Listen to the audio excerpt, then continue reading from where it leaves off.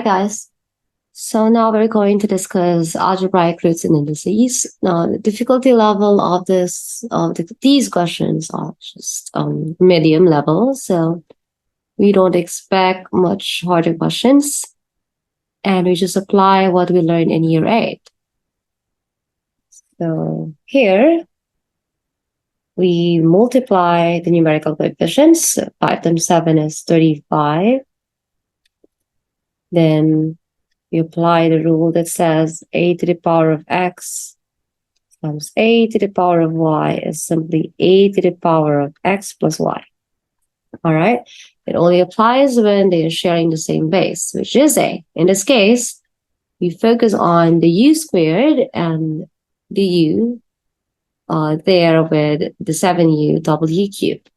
So as you see, this is 2 right there and a 1 right here. So 2 plus 1 is 3. So that is u cubed now. As for w, 4 plus 3 is just going to be 7.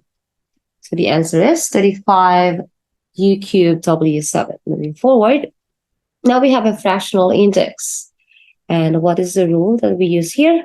We have a to the power of a half later on is simply going to be square root of a.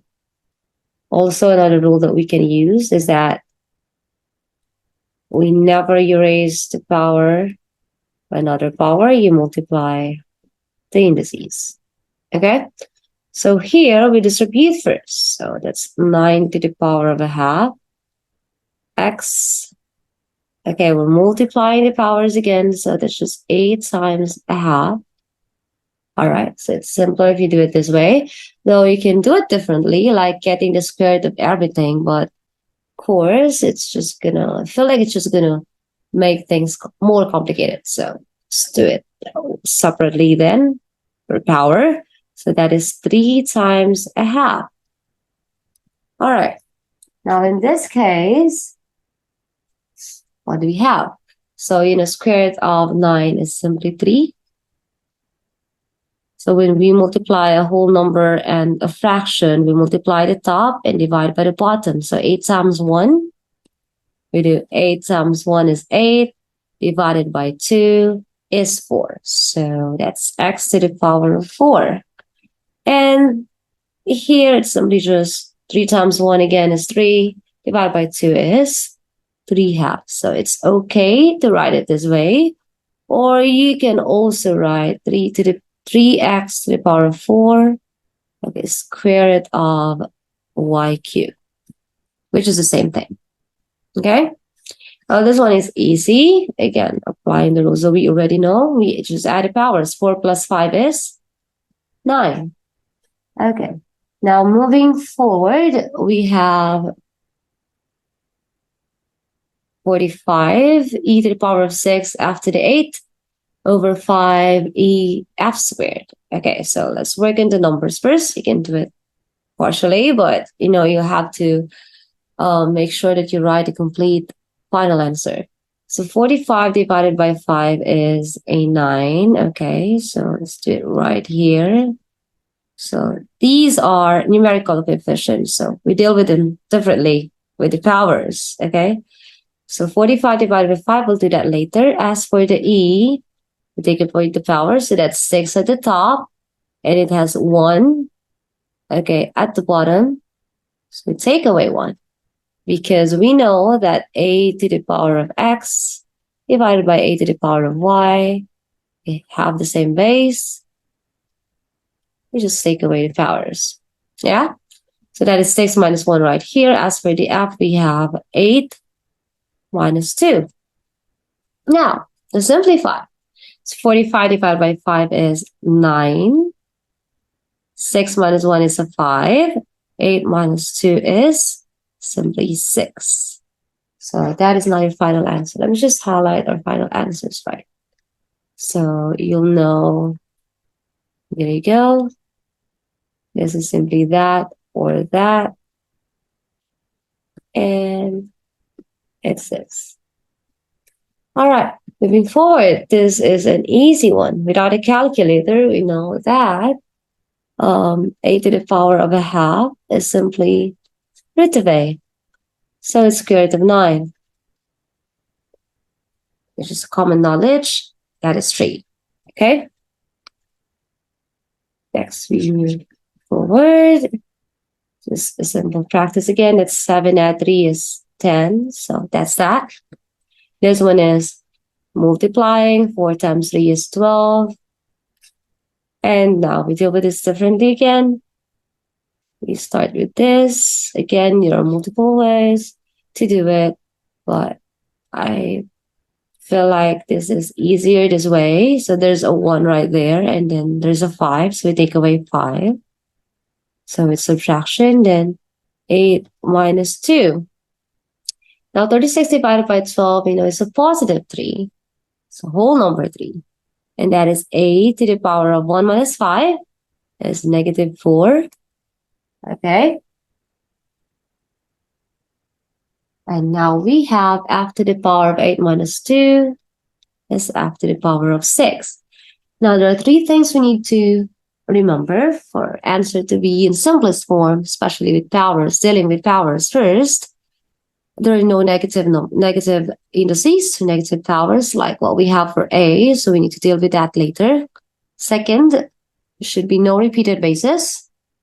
Third, the numerical coefficients, are in simplest form. In this case, we already divided 36 by 12, so we get a 3. So the only thing that we need to work on would be the negative power, which is 4. So whenever we have a negative power, to make it positive, we get its reciprocal. So we simply bring it below 1. Okay?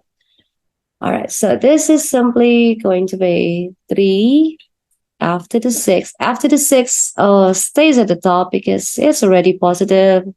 Okay, and the a will have to be written as a denominator. Okay, and that is our final answer. There you go. Now, moving forward to the next one.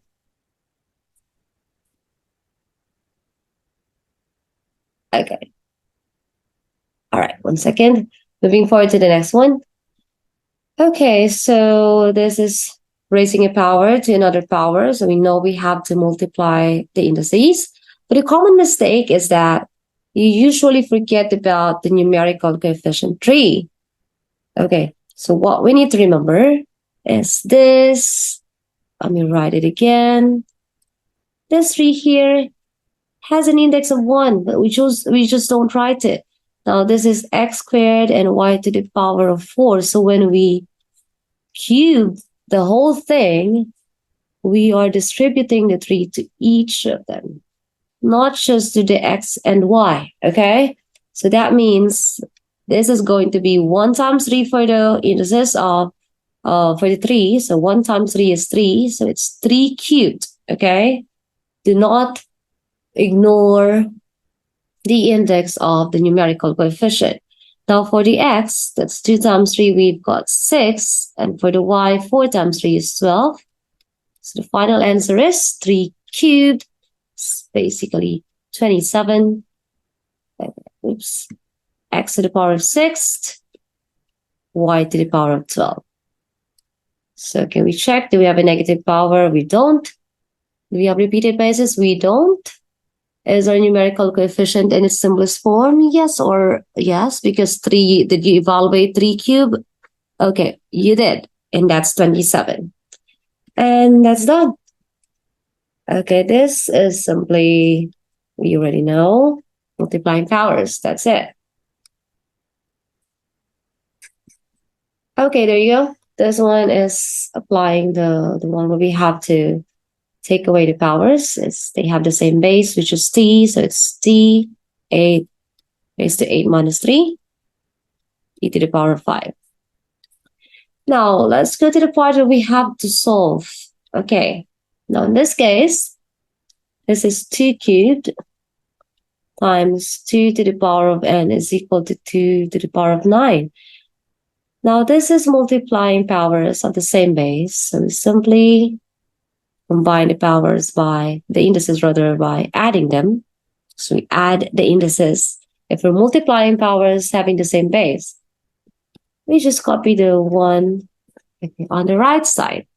But since it's an equation, so they have the same base, it's written as a single power, which is a base of 2, we can now just work on the indices to get the value of n.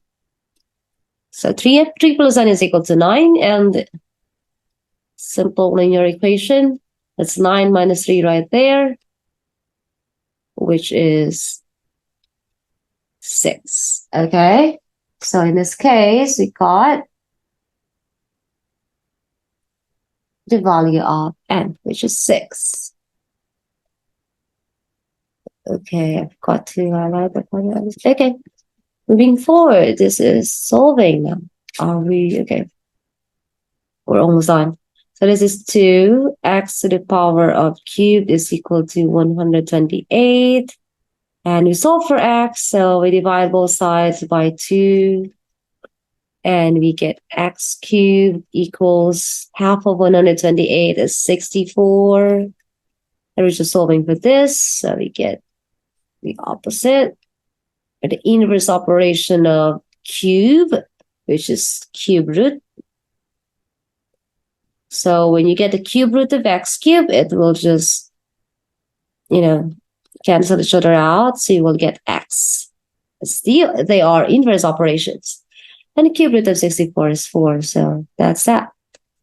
X is equal to 4. Moving forward. So this one is p cubed. Okay, so that's, where do we start? It doesn't matter, but usually start at the top. You simplify the top part and then deal with the bottom later, or the denominator. So that is 3 plus 4, as it's simply multiplying power. So we add the indices, and it's divided by p squared. So 3 plus 4 is a 7. And now we subtract power, so 7 minus 2. And you get p to the power of 5 is our final answer. Okay? All right. This one is pretty much the same as question 60. So 3x squared is equal to 147. All right. So in this case, we know that we divide both sides by 3. So whatever you do on the left side should be done on the right side. So this is x squared is equal to 49. Getting the root of both sides is to cancel out the square of x. You get an x now. Square root of 49 is the square root of 49. Now in this case, since we are working on this one, we are going to have 2 possible answers for that. So square root of 49 would be positive or minus 7. For what reason? Because positive 7 times positive 7 is 49, and negative 7 times negative 7 is also 49. That means we've got 2 values of x here. It's positive 7 or minus 7. Okay, how many more questions do we have to do? All right, I think I'll just be choosing questions now. Okay.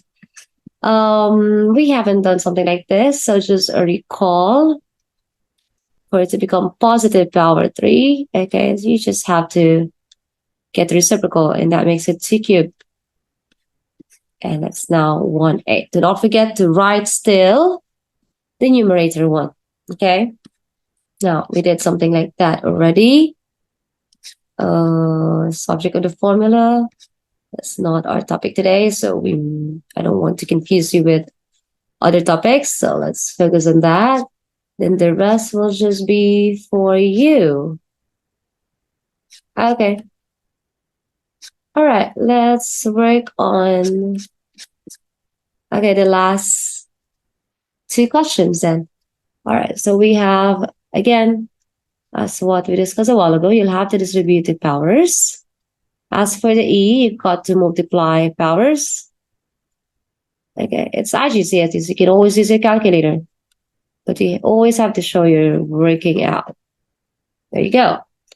Now, 16 to the power of a half is simply square root. So what's roots of 16? That's 4. And then half of 10 or 10 times a half is simply 5. 6 times a half or half of 6 is 3. And that's it.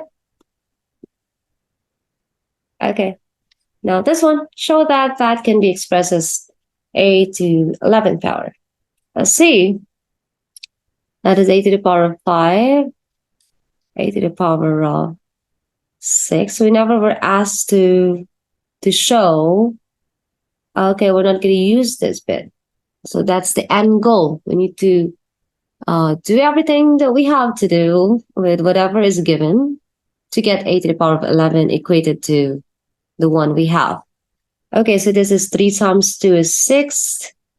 And yes, applying the rule that we already discussed, that's simply 5 plus 6, 11. So that indeed can be expressed as a to the power of 11. A raised to 11 power. Yep, and pretty much it. Okay, that's all.